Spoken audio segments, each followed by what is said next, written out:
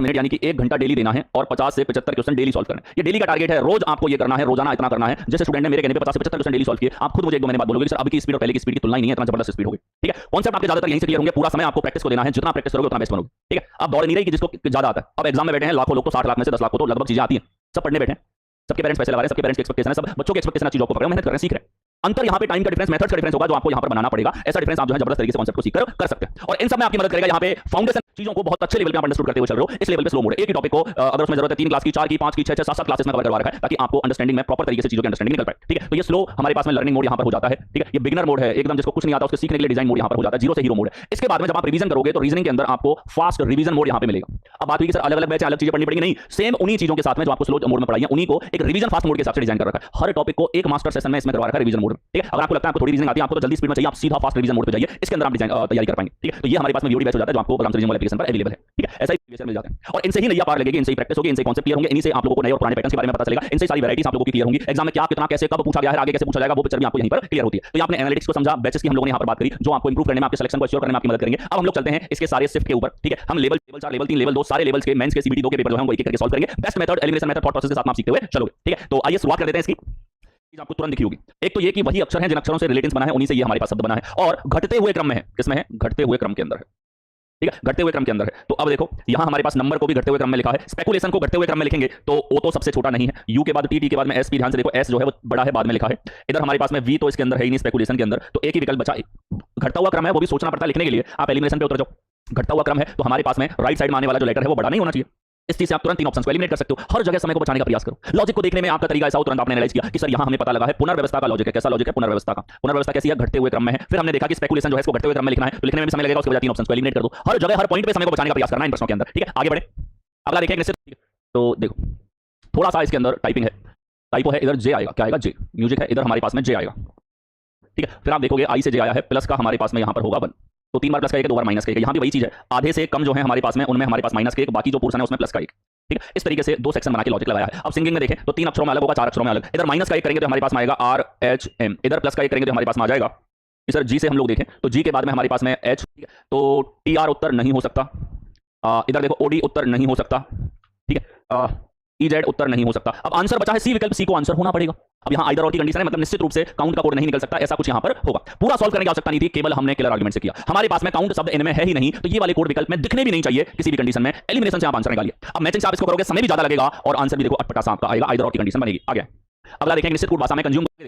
अब ड्रेसेस को मैच करें तो ड्रेसेस का कोड क्या होगा कि सर यहाँ टी आई जो है वो ड्रेसेस का कोड है, ड्रेसेस का कोड हो गया टी आई, टी आई हमारे पास हो गया। आगे देखें, इधर हम लोग देखें वी सी देयर पार्टी, तो वी जो है हमारे पास इन दोनों में समान है और वी का कोड था एनएक्स, तो एनएक्स हमारे पास वी का कोड होगा। ठीक है, देयर पार्टी हमारे पास में बचा है, यानी कि पार्टी का कोड एफएस और एसयू में से कोई एक है, एफएस या एसयू में से कोई एक है। तो हमारे पास उत्तर में हमें पता है टीआई तो होना ही चाहिए, तो टीआई यहाँ पे है, टीआई यहाँ पे है। इसके साथ में या तो एफएस हो सकता है या एसयू हो सकता है, इधर तो कुछ और ही दे दिया एनए। ठीक है, तो एनए तो हमारे पास में संभव ही नहीं है, एन ए या एनएक्स तो हमारे पास बन ही नहीं सकता। ठीक है, तो आंसर होगा सी हमारे पास। एलिमिनेशन और मैचिंग दोनों आपको यहाँ पर लगाते हुए चलना होता है। ठीक है, आगे अगला देखें गुड डीड्स पे, तो यहाँ हमारे पास में यू इधर आ गया सर, एस इधर आ गया सर, ओ इस तरफ आ गया सर, एन यहाँ पे आया है, एम इस जगह आया है, ई इधर आया है, सी एच अपने स्थान पे है। इस तरीके से पुनर्व्यवस्था है। कैसी है पुनर्व्यवस्था? ध्यान से देखो, सी 5 है, ई हमारे पास 3 5 हो गया, 13 हो गया, 14 15 19 21। आपने देखा बढ़ते हुए क्रम में है। कैसे क्रम में है? बढ़ते हुए क्रम में हमारे पास में नंबर यहाँ पे लिखे हुए हैं। ठीक है, तो देखो कॉम्पेल की बात करें हम लोग, कॉम्पेल को बढ़ते हुए क्रम में फिर लिख दिया। इंग्लिश को भी बढ़ते हुए क्रम में लिखेंगे। ठीक है, इंग्लिश को हम लोग बढ़ते हुए क्रम में लिखेंगे तो किस प्रकार से लिखेंगे? ध्यान से देखो, 5 14 7 12 9 19 8 बढ़ते हुए क्रम में लिखेंगे। सबसे बड़ा हमारे पास में एस यहाँ पे है, कौन से विकल्प के अंदर है कि सर एस यहाँ पे आ रहा है हमारे पास में। ठीक है, ई के बाद में जी, जी के बाद एच, यहाँ पे उल्टा क्रम कर दिया, ये आंसर नहीं हो सकता, एक करेक्ट आंसर होगा। ए में हम लोग देखें सारे लेटर्स बढ़ते हुए क्रम में हमारे पास में चलते हुए जा रहे हैं। आगे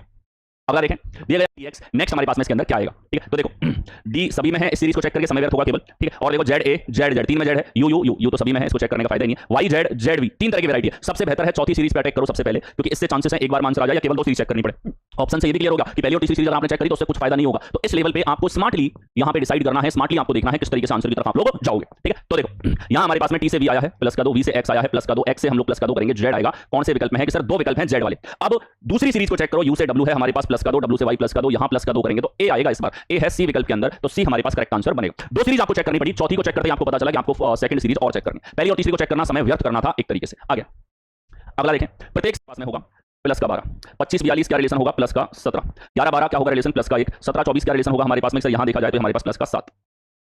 ठीक है, ये रिलेशन हम लोगों ने यहाँ पर देखा।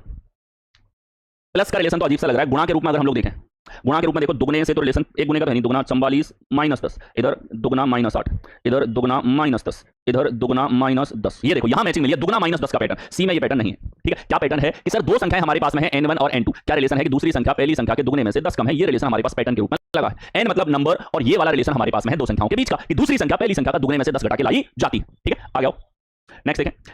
74, 62, 54, क्वेश्चन मार्क 42, 38। ठीक है, अब देखो 86 से 74 हमारे पास में कैसे आएगा, तो इस तरह हमारे पास में 12। इधर देखा जाए ये कैसे आएगा, हमारे पास में -12 था, इधर अगर हम लोग देखें तो -12 करने पर, इधर अगर हम लोग देखें तो 62 से 54 किया जाएगा, कितना हमारे पास में आ रहा है -8।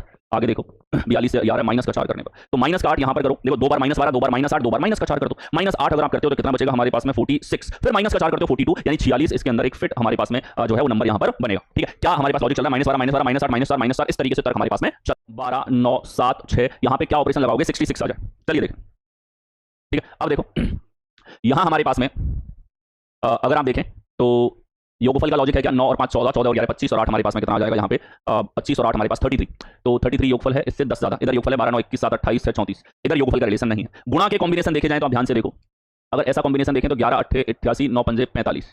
अच्छा ये ठीक है, 12 नाम 108, 7 6 42। ठीक है, बिल्कुल ध्यान से देखो, 88 - 45, 108 - 42। ठीक है, पहला दूसरा तीसरी चौथे का युग्म बना के गुणा करके अंतर ले लिया। ये नहीं होता तो पहले तीसरे का दूसरे चौथे का युग्म लेते, पहले चौथे का दूसरे तीसरे का युग्म लेते, यानी इस तरीके से पेयर बना के दो के बीच में रिलेशन देखते। ठीक है, सबके योगफल के साथ रिलेशन हमने देखा, वो आपको देखना होता है। ठीक है, इस तरीके से आपको सोचना होगा। हो सकता है दो संख्याओं के योगफल, दो संख्याओं के योगफल, उनका गुणनफल आपके पास में यहाँ पर आ रहा है। ठीक है, एक चीज तो क्लियर थी कि ये हमारे पास एक प्राइम नंबर है। प्राइम नंबर दिखते ही एक चीज क्लियर हो गई हमारे पास में, यहाँ पे गुणा करने पर तो नहीं आया। ठीक है, इसीलिए हमने क्या किया, अंतर के रूप में लॉजिक को देखने की यहाँ पे पहले कोशिश करी। हर चीज के पीछे का कारण है वो संख्याओं में ही छुपा हुआ है आपके पास में, और यही खूबसूरती होती है मिसिंग नंबर के टॉपिक में आपके पास। ठीक है, तो चलिए पैटर्न हमारे पास में है, अगर ए बी सी और डी और इनसे आपके पास ई संख्या आई है, तो पैटर्न है A B minus C D, जो है ये करने पर ई हमारे पास में आएगा। क्या आएगा, ई हमारे पास में यहाँ पर आएगा। ठीक है, तो देखो यहाँ देखो 14 × 13 हमारे पास में 169 + 13 हमारे पास कितना होगा 180, और 5 37 - 3 34। B correct. ठीक है, वर्बली चेक कर सकते हो, इतनी छोटी संख्या है, एक एक अंक की संख्या है, इनमें गुणा भाग अगर वर्बली चेक नहीं हो रहा तो फिर जरूरत है अपने बोर्ड मास लेवल पे, प्रैक्टिस लेवल पे, चौथी पांचवी क्लास में जो प्रैक्टिस करते हैं उसको दोबारा प्रैक्टिस करने की। ठीक है, और ये चीज आपको तुरंत दिखेंगे। ऑर्डर क्या होगा एलिमिनेशन का, सबसे महत्वपूर्ण की थॉट प्रोसेस क्या हो सबसे जल्दी उत्तर पे पहुंचने के लिए, तो थॉट प्रोसेस हो, भाग के आधार पर एलिमिनेशन करो, फिर गुणा, फिर प्लस, फिर माइनस। भाग वाला विकल्प यहाँ दिखा, भाग वाला विकल्प यहाँ दिखा, हमने पहले ही इन ऑप्शंस को ट्राई किया, हमने दूसरे ऑप्शन पे गए नहीं। अगर ये दोनों आंसर नहीं होते तो एलिमिनेट हो जाते एक सेकंड में, जैसे ये हुआ सी वाला आ गया।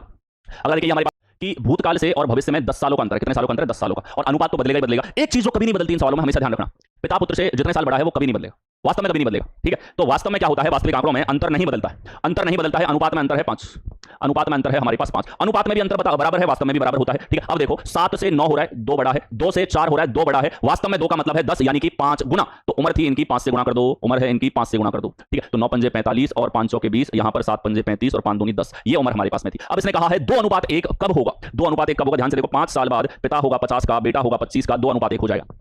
तो कितने वर्षों के बाद में पिता की आयु पुत्र की आयु की दोगुनी हो जाएगी, तो पिता की आयु पुत्र की आयु की दोगुनी कितने वर्ष के बाद में होगी, तो यहां हम लोग देखें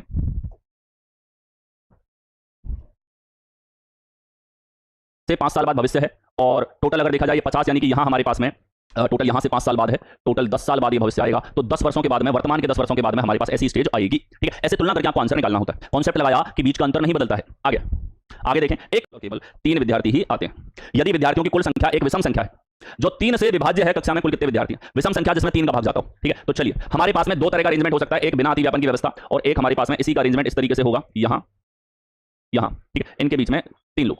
ठीक, तो अब देखो यहां हमारे पास में 11 13 कितने लोग होंगे कि सर 11 + 13 माइनस 3 + 2, 11 + 13 + 3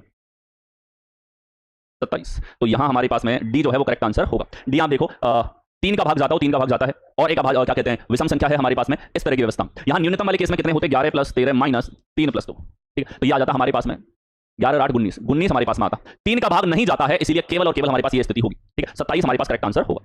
ठीक है, 2 व्यवस्थाएं होती हैं इतनी जानकारी पे, आप कह सकते हो इस स्थिति में अधिकतम लोग बैठ सकते हैं, इसमें न्यूनतम। आगे बढ़े, अगला देखिए, को जोड़ के 1 घटा दो, दोनों को जोड़ के 1 घटा दो, 16 + 20 हमारे पास कितना होगा 36, 16 + 20 हमारे पास कितना हुआ 36। आगे देखें, यदि केवल 21 विद्यार्थी परीक्षा में उत्तीर्ण हुए तो उसकी कक्षा में कितने विद्यार्थी अनुत्तीर्ण हुए, 21 विद्यार्थी परीक्षा में उत्तीर्ण हुए हैं केवल, 36 में से 21 लोग पास हो गए, तो फेल होने वाले कितने भैया, सर ये हो जाएंगे 15 लोग, 15 विद्यार्थी फेल हुए हैं। कितने भी डिग्री का एंगल आप लोग घूम सकते हो, इसमें अलग अलग डिग्री का एंगल घूम रखे हैं, तो कुल घड़ी की दिशा में घूमना और कुल घड़ी के विपरीत दिशा में घूमना, ये आपको देखना है। तो वामावर्त दिशा में हमारे पास में यहां पर 45 डिग्री और दक्षिणावर्त दिशा में 45 डिग्री, ये दोनों एक दूसरे को कैंसिल आउट कर दें, रिजल्टेंट बचा है दक्षिणावर्त 180 डिग्री। ठीक है, रिजल्टेंट बचा है दक्षिणावर्त 180 डिग्री। ठीक, तो अब वह किस दिशा की ओर उन्मुख है, किस दिशा की ओर उन्मुख है, तो अगर ये पश्चिम की ओर है तो 180 डिग्री घूमने के बाद पूरब की ओर होगा, यानी कि ईस्ट दिशा में हमारे पास में हो जाएगा। थॉट ये 10 बार घुमाएं, इसमें पेन हम केवल यहीं पे दक्षिणावर्त और वामावर्त को कैंसिल करेंगे, ठीक है, टोटल अंतर निकालेंगे, जो जीत रहा है उतना घूर्णन लगा दो दिशा से, बस इसके अलावा कुछ नहीं। आ गया। अगला देखें, दिए गए कथनों ऐसे चिन्ह है तो ये वरीयता है, इस तरह के चिन्ह है तो ये वरीयता क्रम हमारे पास होता है। अगर रास्ता है तो हम वरीयता पे जाते हैं, इतना आपको आना चाहिए। अब देखो इसके इस्तेमाल से आंसर कैसे लाया जाता है। निष्कर्ष पे आओ, पहला निष्कर्ष चेक करना है, t less than equal to w, यानी कि w की तरफ मुंह खुला हुआ है, w से t का रास्ता देखो, w से t का रास्ता देखो, रास्ता है तो फिर वरीयता देखो। तो देखो यहां w हमारे पास में है, इधर t हमारे पास में है, तो w से निकले h की तरफ रास्ता है, h से g पर गए रास्ता है, g से c पर गए रास्ता है, c से t पर गए रास्ता है, रास्ता तो है सर हमारे पास में। पहला निष्कर्ष चेक कर रहे हैं, पाथ यानी कि रास्ता है। अब वरीयता की बात करें, चिन्ह कितने मिले हैं, बराबर मिला है sir, greater than equal to मिला है, दोबारा बराबर मिला, दोबारा ग्रेटर देन इक्वल टू मिला, दो तरह के चिन्ह हैं। इसमें वरीयता किसकी ज्यादा होगी, वरीयता इन दोनों में इसकी ज्यादा होती है, और यही चिन्ह आना चाहिए, यानी कि w और t के बीच में ये वाला चिन्ह होना चाहिए। यही चिन्ह हम चेक कर रहे थे, w की तरफ ये खुला हुआ है, यानी कि पहले वाले में रास्ता और वरीयता दोनों चीजें हैं, तो ये हमारे पास में सही निष्कर्ष होगा। ये प्रोसेस होता है। चलिए वापस से एक बार देखो, हम दूसरा भी चेक करेंगे इसी प्रोसेस से। c की तरफ खुला हुआ है, c से m का रास्ता चेक करो, ठीक है, c से m का रास्ता चेक करो, c से t पर गए रास्ता खुला है, t से हम लोग आगे जा रहे हैं, रास्ता बंद है हमारे पास में, यानी कि ये हमारे पास में यहां पर होगा। ठीक है, ये c greater than equal to m हमारे पास में यहां पर जो है वो गलत यहां पर होगा। ठीक है, देख c greater than equal to m, तो यहां हमारे पास फर्स्ट और सेकंड की हम लोग बात करते हैं, तो सेकंड वाला गलत होगा, ओनली फर्स्ट, तो ओनली फर्स्ट हमारे पास में यहां पर क्या होगा, सही होगा।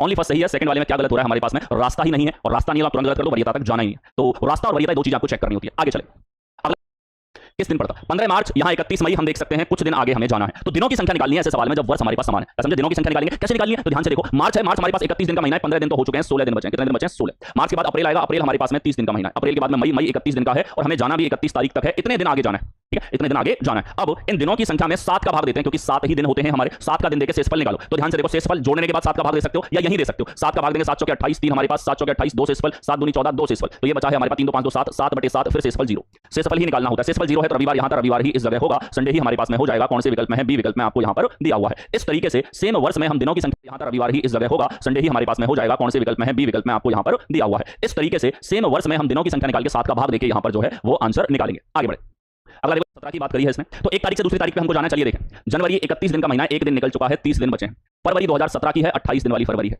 मार्च में 31 तारीख तक जाना है, इतने दिन बाद कौन सा दिन होगा, इतने दिन बाद। अब क्योंकि हमारे पास सप्ताह में 7 दिन है, तो आपको 7 का भाग देके शेषफल देखना है। क्या देखना है, 7 का भाग देके शेषफल, यहाँ बचेगा 2, यहाँ बचेगा 0, यहाँ बचेगा 3, 3 2 5, तो शेषफल हो गया 5। गुरुवार के 5 दिन बाद कौन सा दिन होगा, गुरुवार के 5 दिन बाद कौन सा दिन होगा, ठीक है, तो गुरुवार के 5 दिन बाद हमारे पास में, यहाँ हमारे पास में कौन सा दिन होगा, मंगल।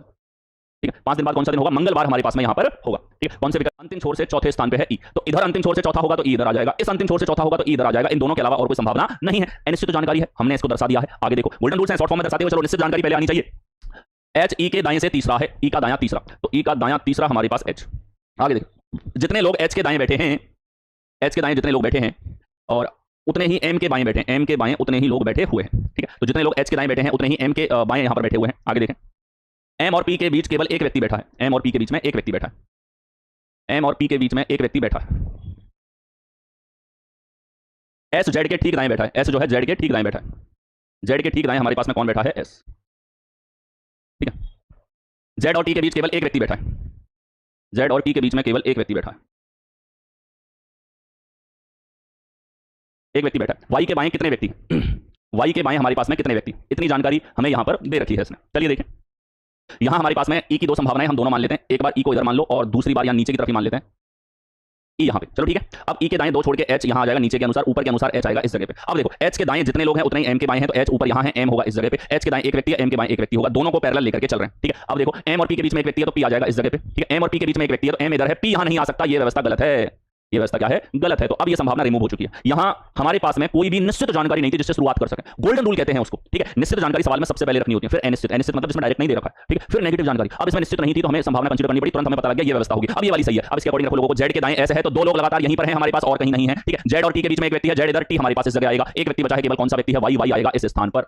बोलो ठीक है, इस तरीके से आपको व्यवस्थित करना होता है। अब देखें, वाई के बाएं कितने व्यक्ति हैं, वाई का बायां कितने व्यक्ति बैठे हैं, तो बाईं और हमारे पास में एक ही व्यक्ति बैठा है, नाम भी पूछते तो हमारे पास में उसका नाम है एम। ठीक है, आ गया। अगला देखें, 8 व्यक्ति M N P S TV X और वाई एक्स